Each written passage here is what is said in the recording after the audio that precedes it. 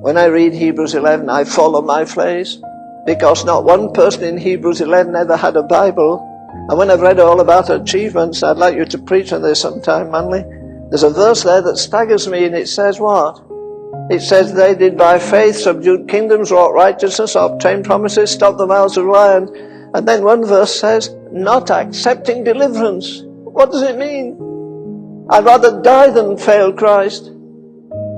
You can't imagine it, can you? There's a woman standing over there feeding a baby, and the judge says to her, look, listen, preacher, you take 3 grains of incense to that at the feet of Caesar, and all you do is say, Caesar is Lord. You can go back to your darling wife and precious baby. If not, those lions are going to release them. The next thing, you'll find a lion chewing your baby up. Another one tearing the breasts off your wife. Do you love your wife?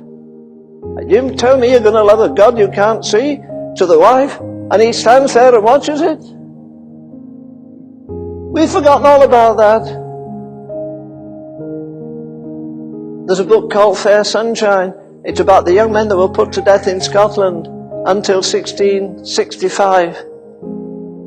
And as you read them waving their hands and saying, I have 3 more days before I see the King in his beauty, you see, what our generation of preachers have managed to do, we've failed to make sin diabolical, we've failed to make sin offensive, and we've failed to make sin attractive, Christ attractive.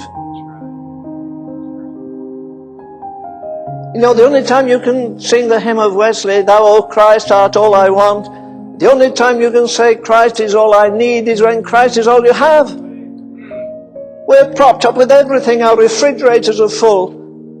I don't have many clothes, but I have 2 suits at least. And I have at least 2 pair of shoes. I went in one preacher's place, he had 35 sports coats and 25 pairs of shoes in nearly as many books. Does the devil care what we have? All he's worried about is that you catch fire, and then your church catches fire. The great revivals of Methodism were not in buildings, they were in the streets. The Salvation Army set England on fire. The Bishop of Gloucester said, don't ever let John Wesley or Charles Wesley in any of our churches. They were both certified men of impeccable morality, scholars, read Hebrew and Greek. Don't let them in the churches. And don't let that man, George Whitfield, in the church at all. Tell me who was the bishop at that time. Nobody knows. Don't care a hill of beans. But we know the men that got kicked out. You know, some of you guys, if you're faithful, you'll be kicked out. At least that's my prayer. I pray you'll all get fired for being fired. You see, God used the same material before. They were flesh and blood. Many of them were fallible. Paul was saying this morning, some of them made great mistakes. But God looks on the heart. And they were able to see great movings of the Spirit of God. America is harder today than she's ever been. We've no vocabulary anymore. Nobody commits adultery now. They just have an affair.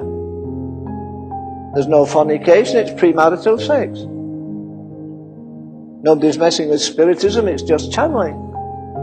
We've taken the sting out of all the words. We don't talk about hell. We've got to get back to biblical theology. That's right. And listen, we've got to do the essential thing. Jesus says, if I be lifted up, we're not preaching Christ, we're preaching drugs, we're preaching abortion, we're preaching crime, we're not preaching Christ. Our fathers, well, partly the apostolic fathers, and the men up in the Puritans, how they exalted Christ. It was Christ first, Christ last. You see, we've lost sight of the majesty and holiness of God. We don't tiptoe out of the sanctuary subdued by God's almightiness and power and mercy. It's just a ritual, it's a formality.